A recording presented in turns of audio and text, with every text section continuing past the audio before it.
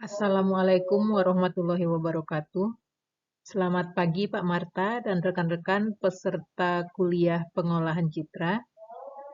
Saat ini kami akan menyampaikan mengenai progress report project kami mengenai deteksi dan pengenalan wajah menggunakan Python dan OpenCV. Yang akan disampaikan adalah outline, pendahuluan, metode, hasil, dan kesimpulan.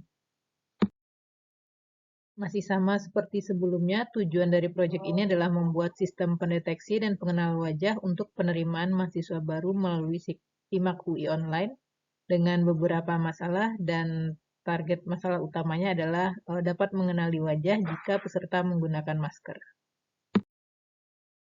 Pada tahapan ini, target kami adalah pengenalan wajah, di mana sistem dapat mengenali wajah yang ditangkap oleh kamera itu milik siapa.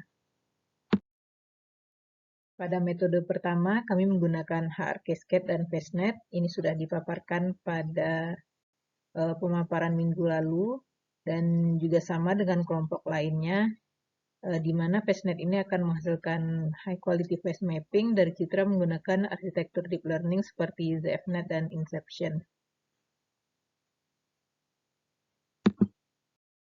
Berikut adalah sebagian skrip untuk pendeteksian dan pengenalan wajah menggunakan Python dan OpenCV dengan Google Colabs dengan metode pertama, yaitu HR Cascade dan FaceNet. Namun kami kurang puas dengan hasil metode yang pertama ini, yang mana nantinya akan kami bandingkan pada hasil. Oleh karena itu kami memutuskan untuk mencoba metode kedua, yaitu seperti berikut.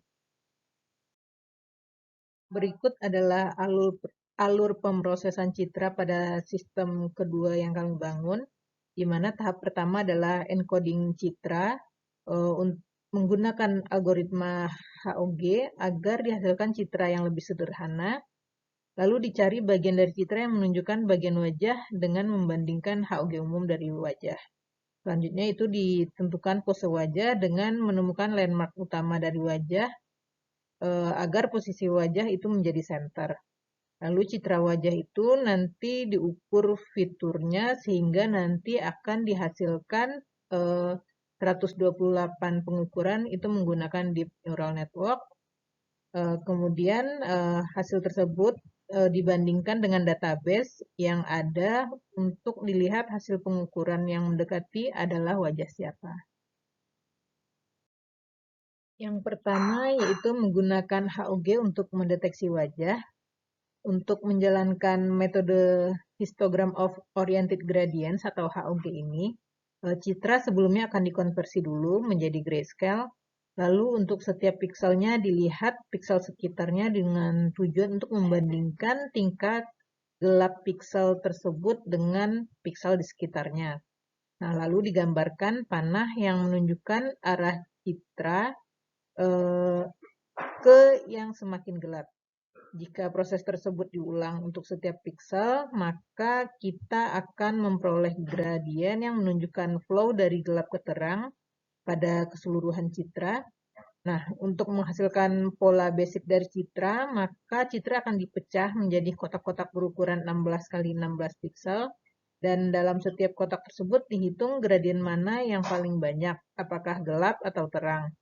Kotak 16 x 16 tersebut kemudian digantikan dengan arah panah yang paling kuat apakah gelap atau terang, maka nanti akan dihasilkan citra seperti ini. Nah, untuk menemukan bagian wajah dari citra yang kita tangkap, maka dibandingkan dengan pola HOG yang dihasilkan dari banyak wajah. Ini contoh pola HOG dari banyak wajah.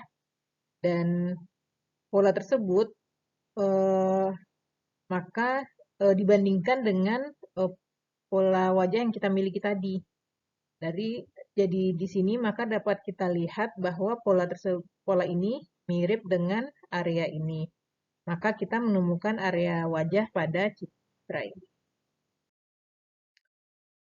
Ketika kita sudah mengisolasi bagian wajah pada proses sebelumnya, maka ada permasalahan yang kita temui seperti wajah yang miring, contohnya pada gambar ini. di mana pada gambar ini eh, kita sebagai manusia akan mudah mengenali bahwa wajah ini adalah milik orang yang sama. Namun pada komputer tentunya komputer akan kesulitan dan menganggap bahwa wajah ini adalah milik dua orang yang berbeda. Oleh karena itu, maka digunakan algoritma face landmark yang merupakan representasi dari 68 titik wajah. Jadi ketika sudah menentukan posisi seperti mata, hidung, mulut, dan lain-lain, maka dilakukan rotasi dan scaling dan shearing dari wajah yang miring tersebut. Lalu citra akan ditransformasi sedemikian rupa sehingga dia akan center. Jadi citranya akan bagian wajahnya itu akan lebih di tengah. Nah, dengan pemposisian bagian wajah ini ke tengah tentunya akan mempermudah nantinya untuk menentukan ini adalah wajah siapa. Selanjutnya itu dilakukan pengukuran yang nantinya akan menghasilkan 128 data menggunakan metode Deep CNN, di mana pada training algoritma ini dibandingkan dua wajah yang sama dengan satu wajah orang lain. Di mana metode ini disebut dengan triplet training. Dengan training ini, gambar berbeda dari orang yang sama akan menghasilkan kurang lebih hasil pengukuran yang sama. Jadi pada tahap ini kami menggunakan OpenFace yang merupakan network yang sudah terlatih sehingga dengan memberi inputan wajah kita maka kita akan memperoleh 128 hasil pengukuran seperti berikut. Nah, data ini kemudian akan dibandingkan dengan database yang kita miliki untuk mengetahui dengan wajah siapa paling dekat hasil pengukurannya. Berikut adalah sebagian skrip yang sudah kami bangun, yaitu seperti yang dijelaskan sebelumnya, yaitu menggunakan metode HOG, face landmark, dan lain-lain. Ini adalah beberapa output pemrosesan yang kami lakukan untuk metode kedua, yaitu output dari HOG, itu berupa gradien dari citra, dan face landmark yang menentukan arsitektur wajah pada bagian wajah. Dan ini adalah data training yang kami gunakan, di mana untuk data pribadinya, Krishna itu menggunakan pas foto, dan saya menggunakan foto hasil capture dari kamera laptop.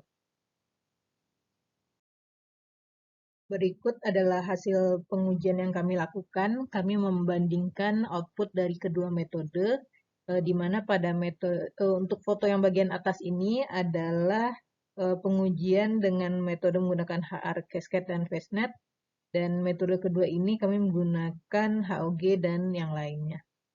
Jadi pada citra pertama ini kami membandingkan wajah pada posisi normal dan kedua metode menghasilkan pengenalan wajah yang baik dan dapat mengenali objek yang ditangkap oleh kamera.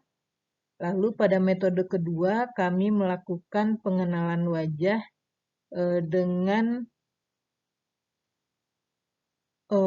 background yang cukup ramai.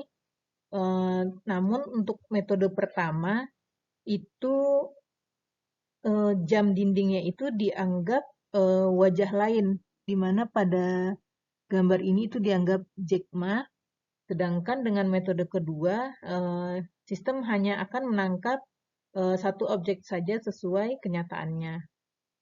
Lalu pada contoh berikutnya itu kami mengambil citra objek dengan sudut kemiringan yang cukup ekstrim, dan lagi-lagi pada metode pertama itu terdapat hasil pendeteksian pada objek yang bukan wajah. Seperti ini, ketika jaket kuningnya dianggap itu adalah Jack Ma, dan Krishnanya di sini dianggap jam dinding.